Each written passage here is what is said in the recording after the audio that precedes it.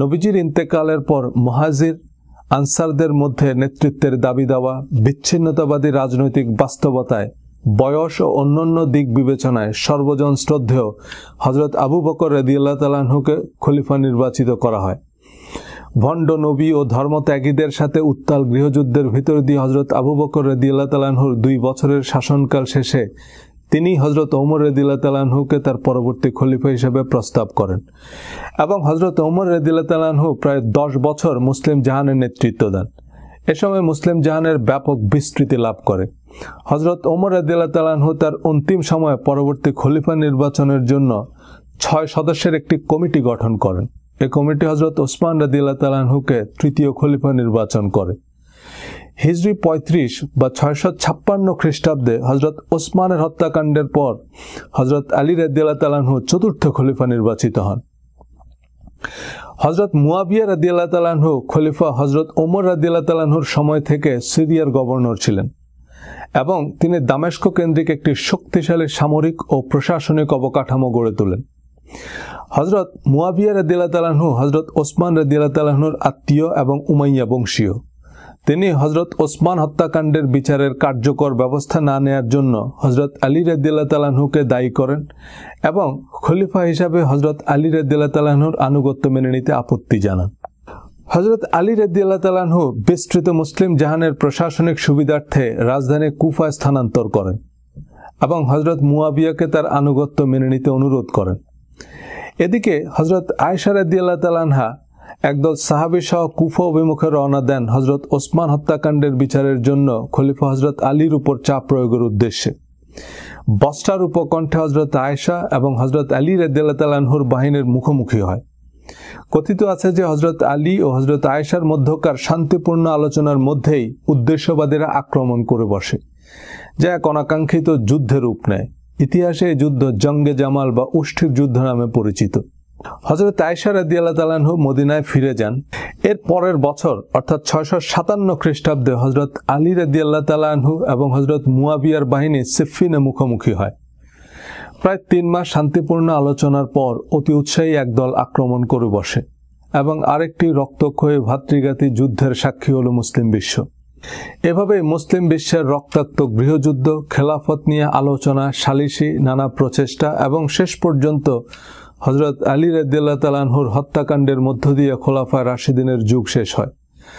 হযরত আলী রাদিয়াল্লাহু তাআলা আনহুর পর তার পুত্র হযরত হাসান রাদিয়াল্লাহু তাআলা আনহুকে কুফাবাসী খলিফা নির্বাচন করে, কিন্তু আবারও হযরত মুয়াবিয়ার আপত্তি। অবশেষে হযরত হাসান রাদিয়াল্লাহু তাআলা আনহু একটি সমঝোতার ভিত্তিতে হযরত মুয়াবিয়ার আনুগত্য মেনে নেন যে হযরত মুয়াবিয়ার মৃত্যুর পর মুসলিম বিশ্ব যাকে নির্বাচন করবে তিনিই হবেন খলিফা। পরে হযরত হাসান রাদিয়াল্লাহু তাআলা আনহুকে ষড়যন্ত্রমূলকভাবে বিষ প্রয়োগে হত্যা করা হয়। হযরত মুয়াবিয়া প্রায় 2 দশক মুসলিম বিশ্ব শাসন করেন। তার সময়ে মুসলিম জাহান ঈর্ষণীয় বিস্তৃতি ও সমৃদ্ধি লাভ করে। তিনি সে সময়ের বাইজেন্টাইন বা অন্যান্য সেকুলার সাম্রাজ্যের আদলে মুসলিম বিশ্বের আধুনিক অবকাঠামো গড়ে তোলেন, তবে তিনি ইসলামের মূল ধারা থেকে সরে গিয়েছিলেন। হযরত মুয়াবিয়ার মৃত্যুর পর কুফাবাসী হযরত আলী রাদিয়াল্লাহু তাআলা আনহুর অপর পুত্র হযরত হুসাইন রাদিয়াল্লাহু তাআলা আনহুকে খলিফা হিসাবে সমর্থন দেয়, কিন্তু হযরত মুয়াবিয়ার অনুসারী সিরিয়ানরা মুয়াবিয়া পুত্র ইয়াজিদকে সমর্থন দেয়। হযরত হুসাইন রাদিয়াল্লাহু তাআলা আনহু তার পরিবারের সদস্যদের নিয়ে কুফার উদ্দেশ্যে রওনা করেন, কিন্তু ইয়াজিদ প্রেরিত সৈন্যরা কারবালার প্রান্তরে তাদের গতিরোধ করে এবং হযরত হুসাইন রাদিয়াল্লাহু তাআলা আনহুকে সপরিবারে অত্যন্ত নির্মমভাবে হত্যা করে। এই কারবালা ট্র্যাজেডি শিয়া সংস্কৃতির একটা ডিফাইনিং ইভেন্ট।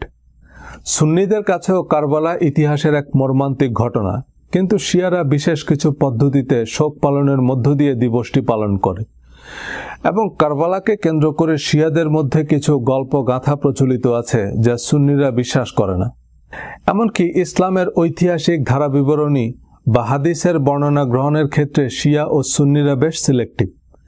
এ নিয়ে যত উচ্চতর গবেষণায় নামবেন জটিলতা বাড়বে। তেহরান ইউনিভার্সিটি, মদিনা ইউনিভার্সিটি এবং আল আজহার ইউনিভার্সিটি, এই 3টি ইউনিভার্সিটি মুসলিম বিশ্বের সবচেয়ে প্রসিদ্ধ 3টি বিশ্ববিদ্যালয়।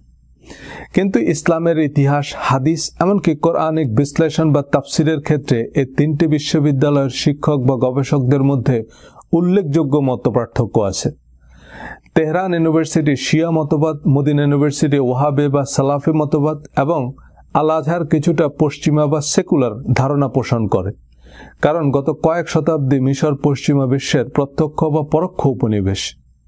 শিয়া মুসলিমরা তাদের তালিকাভুক্ত আহলে বাইতের হাদিসগুলোকেই মানে, সুন্নিরা আবার সেসব হাদিস জানেও না। শিয়ারা যেমন হযরত আবু বকর, ওমর ও ওসমান রাদিয়াল্লাহু তাআলা আনহুকে মেনে নেয় না, তেমনি সুন্নিদের একাংশ, বিশেষ করে ওয়াহাবিরা, আহলে বাইতের হাদিসগুলোকে হাদিস বলে গণ্য করে না।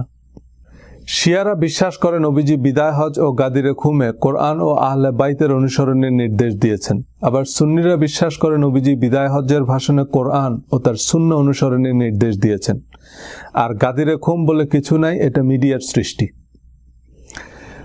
মুসলমানদের জন্য আল্লাহর প্রেরিত জীবন বিধান হচ্ছে কোরআন, যে কোরআনের শুরুতে আল্লাহ বলেছেন এই কিতাবে বিন্দুমাত্র সন্দেহ নেই, মুত্তাকি বা আল্লাহর প্রিয় ভাজনদের জন্য হেদায়া বা পথ প্রদর্শক।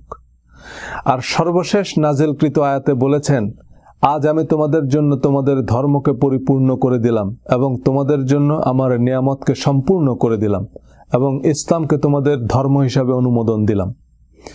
সুতরাং কোরআনই মুসলমানদের জন্য সম্পূর্ণ, পরিপূর্ণ, অনুমোদিত পথনির্দেশক।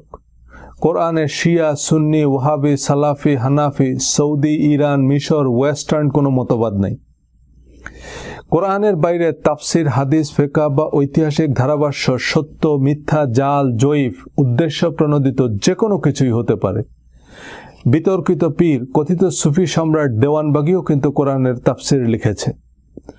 ইসলামের ইতিহাস বিভাগের কোনো ছাত্র বা শিক্ষককে জিজ্ঞেস করবেন যে ইসলামের ইতিহাসের প্রধান ধারাভাষ্যকার বা ঐতিহাসিক কে, উত্তর মিলবে পি কে হিট্টি বা ফিলিপ কে হিট্টি।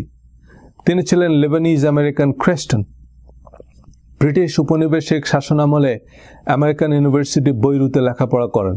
এরপর কলম্বিয়া ইউনিভার্সিটিতে পিএইচডি, প্রিন্সটন, হার্ভার্ড এবং জর্জ ওয়াশিংটন ইউনিভার্সিটিতে অধ্যাপনা করেন। প্রফেসর হিট্টি ছাড়াও ইসলামের ইতিহাসবিদদের তালিকায় অমুসলিম বা সেকুলারদেরই প্রাধান্য। সেই ইতিহাস বা অসমর্থিত স্টেটমেন্টকে আমরা এখন এতটাই ধ্রুব সত্য মনে করি যে এর মাধ্যমে আমরা কোরআনের সত্যকে ওভাররুল করছি।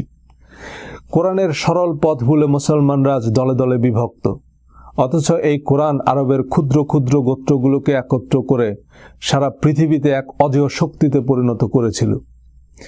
আপনারা চাইলে কোরআন আর মুসলমানদের মধ্যকার অদৃশ্য সব দেয়াল নিয়ে আগামী পর্বে কথা বলবো ইনশাআল্লাহ। আমার চ্যানেল সাবস্ক্রাইব করতে পারেন নিচের লিঙ্কে। মতামত ও পরামর্শের জন্য আগাম ধন্যবাদ। সালাম।